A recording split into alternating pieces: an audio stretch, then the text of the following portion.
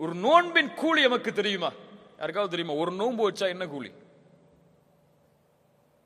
ஒரு நாள் நோன்பு வச்சா என்ன கூலி? சஹீஹான ஹதீஸ் இமாம் புகாரி ரஹிமஹுல்லாஹ் பதிவு செய்கிறார்கள். ஒரு நோன்புக்குரிய கூலி என்ன? மன் ஸாம யௌமன் ஃபீ ஸபீலில்லாஹ் பஅதல்லாஹு வஜ்ஹஹு அனின் நாரி 70 கரீஃபா. அல்லாஹு அக்பர். நோன்பின் கண்ணியத்தை உணருங்கள். நோன்பை அடைவதற்கு முன்னால் யார் அல்லாஹுடைய பாதையில் ஒரு நாள் நோன்பு வைக்கிறாரோ அவருடைய முகத்தை அல்லாஹ் 70 ஆண்டுகள் நரகத்திலிருந்து தூரமாக்குகிறான். எப்படிப்பட்ட மாதம்! 30 நாட்கள் அல்லது 29 நாட்கள் முழுவதும் இந்த நன்மையை சுமந்த மாதம். மன் ஸாம ரமதான ஈமானன் வஹ்திஸாபன் குஃபிர லஹு மா தகத்தம மின் தம்பிஹ். யார் ரமதானுடைய மாதத்தில் ஈமானோடும் நன்மை எதிர்பார்த்தும் நோன்பை வைக்கிறாரோ அவர் முன் செய்த பாவங்களை அல்லாஹ் மன்னிக்கிறான். சுப்ஹானல்லாஹ். கண்ணியத்துக்குரியவர்களே, அல்லாஹ்வுடைய தூதர் ஸல்லல்லாஹு அலைஹி வஸல்லம் சொன்னார்கள், இந்த ரமதானுடைய மாதம் துவங்கினால் அழைக்கப்படும் யா பாகியல் கைரி அக்பில் வ யா பாகிய ஷர்ரி அக்ஸிர். நன்மையில் விரைபவரே முன்னேறு, தீமையை செய்பவரே குறைத்துக்கொள். இது அதற்குரிய மாதம் அல்ல. குறைத்துக்கொள். வலில்லாஹி உத்தகாஉ மினன் நார். நல்ல கவனிங்க. வலில்லாஹி உத்தகாஉ மினன் நார் வதாலிக ஃபீ குல்லி லைலா. அல்லாஹு அக்பர். என்ன நற்செய்தி! இந்த ரமதானுடைய மாதத்தில் ஒவ்வொரு இரவும் நரகத்திலிருந்து அல்லாஹ் மனிதர்களை விடுதலை செய்கிறான். எந்த இரவெல்லாம்? கடைசி 10 இரவு மட்டுமல்ல, 23, 25, 27, 29 ஒற்றைப்படை இரவுகள் மட்டுமல்ல, ரமதானுடைய ஒவ்வொரு இரவிலும் நரகத்திலிருந்து அல்லாஹ் மனிதர்களை விடுதலை செய்கிறான். கண்ணியத்துக்குரியவர்களே, இப்படி கண்ணியத்தோடு எதிர்பார்க்கப்பட வேண்டிய மாதம், எம் வாழ்வை அல்லாஹ் அதுவரை நீட்டிக் கொடுக்க வேண்டும் என்பதை எண்ணத்தோடு வாழ வேண்டிய நாம், அது வா வரும் அது வா போகுங்கிற எண்ணத்தில் உட்கார்ந்துருக்கோம். ரமதான் வருதுன்னு சொல்லி யாருக்காவது மகிழ்ச்சி இருக்கா? கொஞ்சம் உள்ளத்தை தொட்டு சொல்லுங்க. ரமதான் வருதுன்னு ரொம்ப சந்தோஷமா இருக்கு எனக்கு. எதுல சந்தோஷப்படுவோம்? நல்ல ஓய்வு கிடைக்கும், ஆபீஸ் டைம் குறைஞ்சிரும், அதிகமான லீவு கிடைக்கும். இப்படிதானே?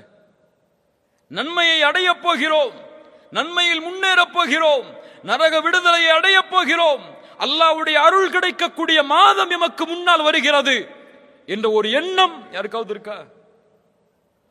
இவர்கள் யார் தெரியுமா? ரமதானுடைய பிறையை பார்த்தால் அழுவார்கள். என்ன அழுகை அது? மகிழ்ச்சியின் அழுகை. ஆஹா, இப்படி ஒரு மாதம் வந்துவிட்டதே என்ற ஒரு கண்ணீர் அவர்களுடைய கண்களில் பீரிட்டு ஓடும். நம்ம அப்பதான் ஷாப்பிங் கணக்கு போடுவோம். ரமதான் சென்றால் கவலையில் வாடுவார்கள். அடுத்த ரமதானை அடைவதற்கு அல்லாஹ் எனக்கு வாய்ப்பை அளிப்பானா என்று. கண்ணியத்துக்குரியவர்களே, ரமதானை அடைவது பாக்கியம், ரமதானை அடைவது கண்ணியம், ரமதானை அடைவது அல்லாஹ்வின் அருள்.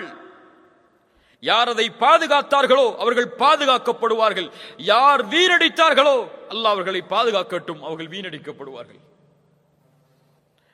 யார் அல்லாஹ்வின் அத்தாட்சிகளை கண்ணியப்படுத்தவில்லையோ அவர்கள் தக்குவாவுடைய உள்ளத்தை சுமந்தவர்களாக மாற முடியாது. ரமதான் இபாதத்திற்காகவே ஒதுக்கப்பட வேண்டிய மாதம். இன்னைக்கு தூக்கத்துக்காக தான் ரமதான் நமக்கு.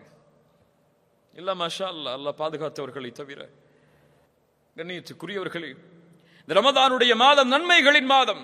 எந்த எந்த நன்மைகளை எல்லாம் செய்ய வேண்டும் என்று நினைக்கிறோமோ அதை ரமதானுடைய மாதத்தில் செய்தால் அல்லாஹ் அதில் அபிவிருத்திகளை ஏற்படுத்துவான். ஒரு ஏழைக்கு நீங்கள் செலவழிக்கிறீர்களா அந்த மாதத்தில், அல்லாஹ் அதனுடைய கூலியை பன்மடங்காக்கி கொடுப்பான். ஏன்? ரமதானுடைய கூலியை அல்லாஹ் தன்னிடத்தில் வைத்திருக்கிறான் தெரியுமா? எல்லா அமலுக்குரிய கூலியும் முடிவு செய்யப்பட்டது, ஆனால் ரமதானுடைய கூலி முடிவு செய்யப்படாதது. ஏன்? ஹுவலி அனாஜிபி, அது என்னுடையது, நான் அதற்கு கூலி கொடுப்பேன். சில அறிஞர்கள் இந்த ஹதீஸுக்கு விளக்கம் சொல்லும் பொழுது ஒரு முக்கியமான விளக்கத்தை பதிவு செய்கிறார்கள். நாளை மறுமை என்ற ஒரு நாள் வரும்.